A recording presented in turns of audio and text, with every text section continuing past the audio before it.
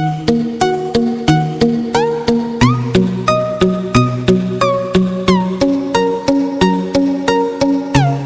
हम डिस्कस करेंगे line integral. इससे पहले मैंने लाइन इंटीग्रल्स की एक्सप्लेनेशंस की थी कि लाइन इंटीग्रल्स क्या होता है। लाइन इंटीग्रल आप लोग एक सिंगल इंटीग्रल की तरह सॉल्व कर सकते हैं, ठीक है। मतलब आपके पास जो लाइन है उसका एरिया आप लोग किस तरह फाइंड करोगे, जिस तरह यह फ्लूइड मैकेनिक्स में या इलेक्ट्रिसिटी या मैग्नेटिज्म में यूज़ होता है। तो यहाँ पे आपको सबसे पहले लाइन इंटीग्रल की डिफिनीशंस क्लियर होना चाहिए। तो लाइन इंटीग्रल का मैथमेटिकल फॉर्म ये है इंटीग्रल सी, मतलब करो सी का मतलब होगा करो। जो करो आपके पास बनेगा लाइन का, उसको एस सी कहते हैं। F of x y z D s integral a to b f of x of t y of t z of t under root d x by d t whole square d y by d t whole square d z by d t whole square into d t. मतलब आपको जो functions given होगा वो Cartesian form में given होगा और आप उसको पैरामीट्रिक फॉर्म में कन्वर्ट करोगे। मतलब आपके पास फंक्शन एक्स वाई फॉर्म में गिवन होगा। तो सबसे पहले हमारा काम क्या होगा, हम फंक्शंस को कन्वर्ट करेंगे पैरामीट्रिक फॉर्म में। तो हमें function according to this questions, ये जो क्वेश्चंस गिवन है, हमें गिवन है क्या, integral C X Y D Z D S. तो इसमें हमारे पास फंक्शन कौन सा है, इसमें हमारे पास जो फंक्शन है एफ ऑफ एक्स वाई वो एक्स वाई है। मतलब ये फंक्शन ऑफ थ्री वेरिएबल है, एक्स वाई जेड है। फंक्शन ऑफ थ्री वेरिएबल किस तरह है, यहाँ पे आप देख सकते हैं एक्स वाई जेड गिवन है। तो इसका मतलब है ये फंक्शन ऑफ थ्री वेरिएबल है, ये एक्स वाई हुआ, ठीक है। तो इस यहाँ पे जो वैल्यू गिवन होगी वो आपके पास फंक्शंस की होगी। इंटीग्रल में यहाँ जो वैल्यूज़ होगी वो फंक्शंस की होगी। अब हम क्या करेंगे, इसी फंक्शन को हम कन्वर्ट करेंगे पैरामीट्रिक फंक्शन में, पैरामीट्रिक फॉर्म में। तो इसको आप पैरामीट्रिक फॉर्म में किस तरह कन्वर्ट करोगे, आप लोगों को यहाँ पे वैल्यूज़ भी गिवन होगी, x is equal to t square, y is equal to two t square and z is equal to one. तो इसी फंक्शन को आप लोग सबसे पहले पैरामीट्रिक फॉर्म में कन्वर्ट करोगे।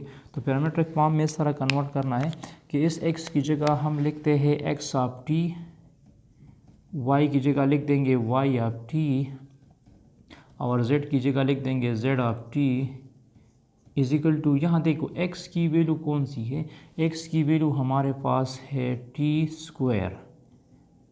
यहाँ x की वैल्यू हमें क्या गिवन है, टी स्क्वायर गिवन है। और जो y की वैल्यू है वो है टी स्क्वायर और z की वैल्यू तो यहाँ पे है नहीं, तो उसको हम नहीं लिख देंगे।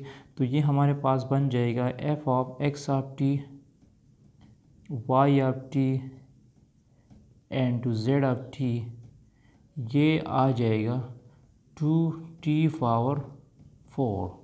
क्या आ जाएगा, 2t पावर 4 आ जाएगा, ठीक है। ये हमने कन्वर्ट किया पैरामीट्रिक फॉर्म में।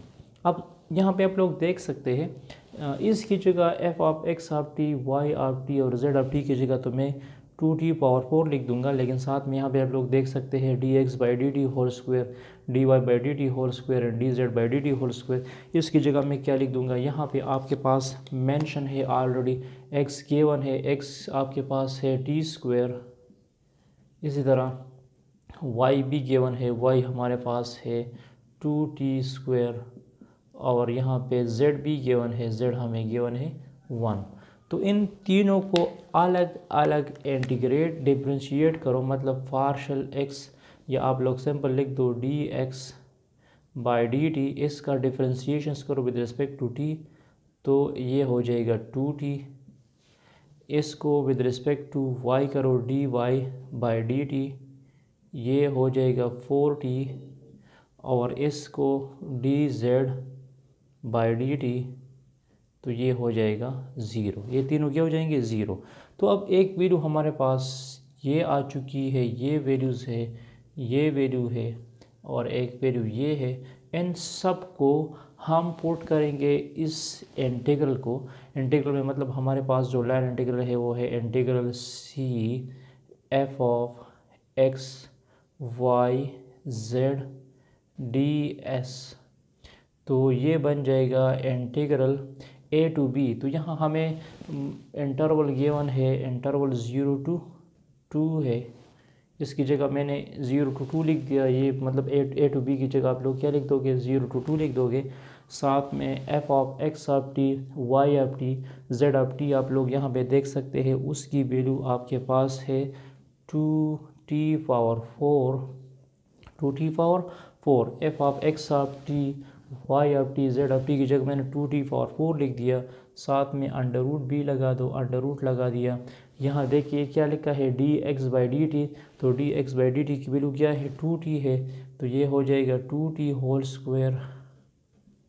अच्छा, dy/dt की वैल्यू क्या है, dy/dt की वैल्यू है 4t² और यहाँ पे हमारे पास आ जाएगा 0²। तो अब इसकी सिंप्लीफिकेशंस करो, तो जब आप इसकी सिंप्लीफिकेशंस करेंगे तो फिर इसको मैं इंटीग्रेट कर सकता हूँ विद रिस्पेक्ट टू टी।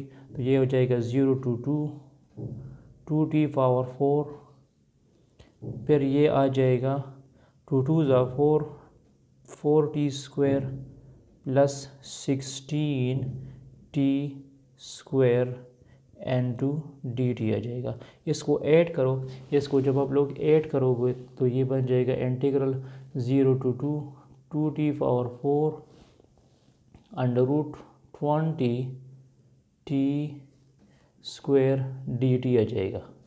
तो फिर आप इसको अलग अलग लिख सकते हैं, integral 0 to 2, 2t⁴ cross under root 20 n2 t² under root n2 dt आ जाएगा। ये दोनों कैंसिल हुए तो इसमें अंडर रूट 20 और ये 2 कांस्टेंट है तो ये बाहर चला जाएगा। ये अंडर रूट 20 मैंने बाहर लिख दिया।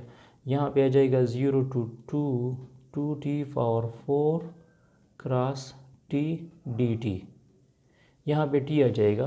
तो इनको मल्टीप्लाइड करो। ये अंडर रूट 20 को मैं इस तरह भी लिख सकता हूँ, 2√5 में लिख सकता हूँ। इसका आप लोग अंडर रूट निकाल सकते हैं। 0 to 2, अच्छा 2 तो मैंने बाहर लिख दिया है, ये t⁴ आ जाएगा, t⁴ dt हो जाएगा। तो ये हो जाएगा 4√5, साथ में t5 का हो जाएगा t6/6 n2 0 to 2। तो ये हो जाएगा 4√5 डिवाइड बाई 6, ये हो जाएगा 2⁻6 माइनस 0⁻6। तो 2⁻6 से क्या जाएगा, 2⁻6 से ये आ जाएगा 4√5 डिवाइड बाई 6। 2⁻6 मेरे ख्याल में 64 आता है। तो आप लोग इसको कैलकुलेट करो, 4 multiplied by 64 multiplied by √5 divide by 6। तो आपके पास ये रिक्वायर्ड एरिया होगा लाइन का, लाइन इंटीग्रल का।